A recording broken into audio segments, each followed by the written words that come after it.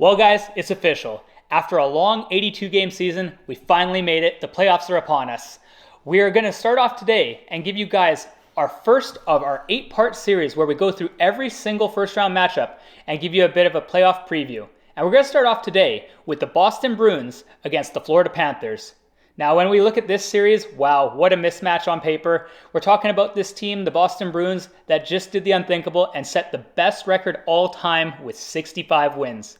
And on the other side, the Florida Panthers, who made it into the playoffs pretty much last second, just like squeaking their way in. It was a tough battle between them, the Islanders, and Pittsburgh for the last couple spots. Florida managed to get in through some gritty play. And now this series tends to be a really, really exciting one. You know what? That last final game for Florida Panthers against the Carolina Hurricanes was a hilarious one for me because I felt like, I don't know, in that game, it just looked like Florida would just want to play Boston Bruins apparently. So it's going to be interesting to see Tkachuk versus Marchand. It's going to be a very good series. Yeah, no, definitely. So what we got set up for you guys today is we're going to break down the matchup we're going to go through the offense, the defense, goaltending, special teams. We're going to give you guys an X factor of who we think could take over. And then finally, a prediction of how many games and who's going to win this series. And we're going to start off with the offensive breakdown here. So when we look at these teams, Boston's offense is absolutely loaded. I mean, we're talking top to bottom, forward 1 through 12. It's just disgusting, honestly, what they did. When they went in to add Todd Bertuzzi and then Garnet Hathaway for a really good fourth line addition, this team really rounded out a core that was already so stacked. I mean, you got a 60-goal scorer in David Pastrnak. You got Marchand, who's been around forever and has been consistently a point-per-game player. And then, of course, the timeless Patrice Bergeron. This offense is just remarkable. Yeah, it's actually pretty interesting. This team, when you look at the comparison between these two teams, both the Florida Panthers and the Boston Bruins, they both have very high-end talent in terms of goal scoring. As you can see on the other side with the Florida Panthers, they have Matthew Tkachuk, they have Sam Reinhart and Sam Bennett and all these other guys that can do a lot, that have been doing a lot. So actually it's pretty comparable in terms of offense. Yeah, I'd say right now the high-end offense on both these teams is pretty comparable, but where you really see the difference is the depth scoring. When you look at the Boston Bruins, when they're able to roll out lines that have guys like Taylor Hall, DeBrusk, Coyle, Bertuzzi, and these guys are not even on the top two lines some of the times. Like, heck, these guys could play on the third line. Like, this team is just so much deeper, and it just feels like pretty much almost any of their top 9 could score 25 goals. Yeah, for the Florida Panthers, though, I think it's a good addition for them to get back Anthony Duclair. I think that was a big addition. It adds a lot of scoring touch to their team, finally. And I think he was a decent reason why they were able to make that push at the last 10 games of the season. But in terms of Boston Bruins, yeah, I agree with Scott. They have a lot of depth scoring. I think overall the depth scoring is going to help Boston over Florida in this series. Yeah, if we're talking about an offensive edge, when we break this down, it's definitely Boston's advantage here. I mean, shocker, I know the 65-win team has the better offense, but it's just too deep. I mean, if you say the perfection line, say they're playing together, Pastrnak and Bergeron and Marchand, they don't have to be amazing every night. They probably will be because they're great. But if they're not, guys like Zacha, Bertuzzi, Taylor Hall, DeBrusk, I mean, there's so many guys that can score. Florida's defense is already kind of not the strongest. So with this offense that Boston has, I mean, it's going to be really tough to stop. And I definitely would give the edge to Boston's offense. Yep. Let's move on to defense. What do you think about the defense? Defensively, another mismatch. I mean, this is going to sound really bad, but I mean, we are talking about like the league's best team here. Boston's defense, all 6 of these guys, what an absolutely stacked unit. I mean, you got Charlie McAvoy, who we said in a video earlier this year, we consider a top 3 defenseman in the NHL. Like, overall, two-way defenseman, this guy's just absolutely unreal. And then you got his partner, Hampus Lindholm, who had a career year. We thought this guy was just a defensive defenseman, but nah, this guy broke 50 points this year and just looked absolutely unreal. And then you round it out with guys like Grzelcyk, who is like the best plus-minus in the league this year, and then guys like Orlov, who they added from the Capitals, really nice addition, who's been really good there. I mean, that is a ridiculously strong top 4. And then not to mention Brendan Carlo, this defense is unreal. Yeah, actually all 6 of at least 4 to 5 of these defensemen on the Boston Bruins is very, very good. Connor Clifton, you got Matt Grzelcyk, Charlie McAvoy, the new addition of Dmitry Orlov really adds a spicy touch to this team. Dmitry Orlov, ever since they added him, he's almost point per game. And on top of that, he's a plus player on this team. And on top of that, he's playing good minutes on this team. He's critical on the power play too, and he's also on the PK too as well. So he's doing everything on this team. He's adding an extra 20 minutes to this team. A solid, reliable third pairing defenseman. Like, this team is very stacked on the defense, and we're gonna get to the special teams later on. But yeah, for the Florida side, we cannot overlook them either. Yeah, I just want to give a quick talk actually about a guy who had a career year, and we got to give love to, and that is Mr. Brian Montour. This guy was absolutely unreal this year. Set the Florida Panthers all-time defenseman points record. What an absolute stud. He really replaced Ekblad this year, who went through a lot of injury issues and kind of struggled and didn't really have the best season. Although we still know Aaron Ekblad, when healthy, is a really serviceable defenseman in his own right. These two are quite a nice little start for this team. And then they got Gustav Forsling, who is also a really solid two-way defenseman who can add in some offense, but is also known for just logging a ton of minutes, 25 minutes a night, and still being really durable on the back end. Yeah, I mean, like what Scott said, Brad Montour is having a career year. 70-some points as a defenseman is pretty unreal. But I think with the playoffs now about to start, all these players are very motivated. It's like a new clean slate for them. Guys like Aaron Ekblad is going to play really hard. I can tell you right now, he's going to play like he's never played before all season. He's going to play super, super good. He's going to take over as the number one defenseman on this team. I could see it.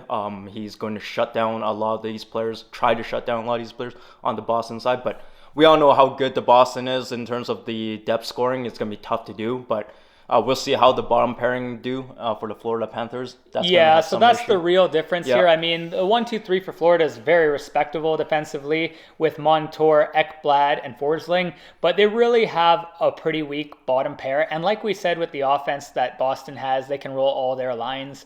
It's going to be really hard if they have to play another pair for 15 minutes of the game and leave themselves exposed for those 15 minutes. And that's why I'd have to say, once again, I give Boston the edge on defense as well. And one more thing I want to add about Radko Gudas. So, I like this player. He's a hard-hitting player, hard-hitting defenseman on this Florida team, but the things he takes a lot of dumb penalties. Oh, so many. Right? Like, this guy's going to be in the box twice a game. And we're going to get to special teams right now because the penalty killing for the Florida Panthers is almost last in terms of, they're like 15th out of the 16 teams in the playoffs right now, which is ridiculous. And you look at Boston, they're number one PK of all 16 teams in the playoffs, as you can see on the graphics right there. But yeah, once again, another mismatch. I mean, I think every single facet, unfortunately, for the Florida Panthers is a mismatch. I mean, that's not to say it's completely over. I mean, we've seen some crazy upsets in the past, but Boston is just so good on the penalty kill. I know Florida's got some big players like Kachuk and Barkov and those guys, but I just don't think they're going to be able to score at the same rate as Boston will when they get the man advantage. And let's move on to the power play.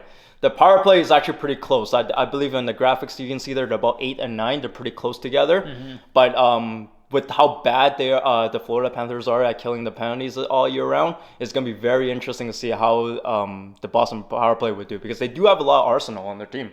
They got Patrice Bergeron, they got Pasternak, Bert Marchand. They got a lot of great players on this team, so it's going to be very interesting. Yeah, I know. Stay out of the box if you're Florida, that's for sure. Next up, we got goaltending battle, and this is a weird one to say the least. We're talking about the Vezina winner. I mean, I'm calling it because it's over. Let's be real. Linus Ullmark, who's going to win the Vezina this year, against Alex Lyon, who has taken over as the number one goalie down the stretch and got Florida to the playoffs.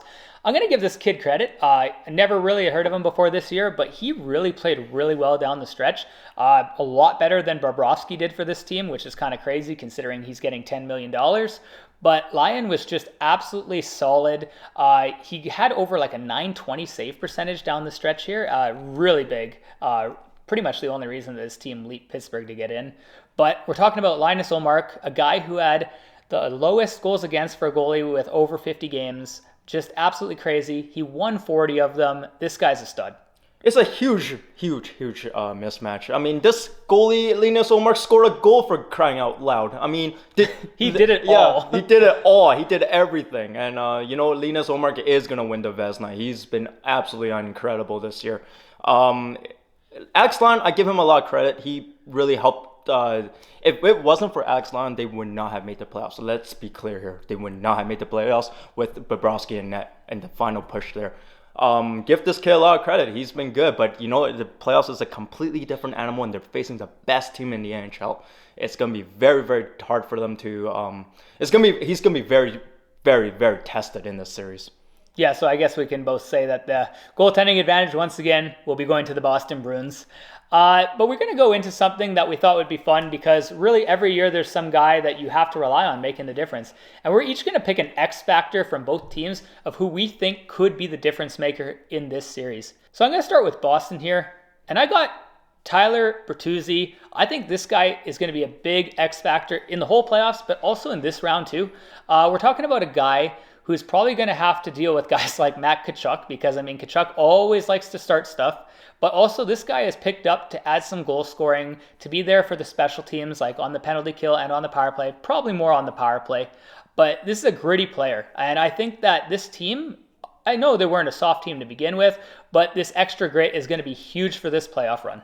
My X factor for the Boston Bruins would be Taylor Hall because he didn't play almost all year round. So now they finally get to get him back in the playoffs. I want to see how he's going to play with all that rust and how he's going to help that third line and their secondary scoring of the Boston Bruins. The Florida player I have for my X factor will be Aaron Ekblad because I just didn't feel like he definitely got outplayed by Brad Montour all year round, and I want to see, now it's a fresh, clean slate, I want him to see him to become that number one defenseman that I've seen him for many, many years. My X factor for Florida is going to be Anton Lundell. This is a very young player, but in his short NHL career, he's done some pretty amazing things. He's put up some decent numbers, and he's going to be relied on in a lot of situations, a lot more than he was last year in the playoffs. This is a guy who is known for his solid two-way play, and he also kills penalties. This is going to be key because the special teams battle is going to be a big part of this series. It almost always is in the playoffs. And Anton Lundell, if he can have some good penalty kill shifts and add some more points in than he did last year, that could be a difference on if Florida makes this series like 6-7 games, or even potentially pulls the David versus Goliath upset. But that leads us to our final thing here. We got to make a prediction. We got to make a call on this series. And we're each going to predict who we think is going to win and how many games this is going to go. And I'm going to start us off here. I'm going to go with the Boston Bruins. I know, not a big shocker, kind of basic. But I do think this will be longer than people think. I think a lot of people think because of the mismatch, this could be a 4-0 or a 4-1. I'm going to say Boston wins this in 6 games. 4-2 series. I think Florida is a strong team, and I think the momentum they have down the stretch will carry them to win a couple off of this great team. I think this is going to be a sweep. 4-0 Boston. I don't see Florida having a chance in any one of these games. I'm sorry. No. Fair. Yeah. Well, guys, I hope you guys enjoyed this and you're as excited as we are. All these series are going to be insane, and it's the playoffs. Anything can happen, and we can't wait. Till next time, take care and have a great day. Take care. Bye.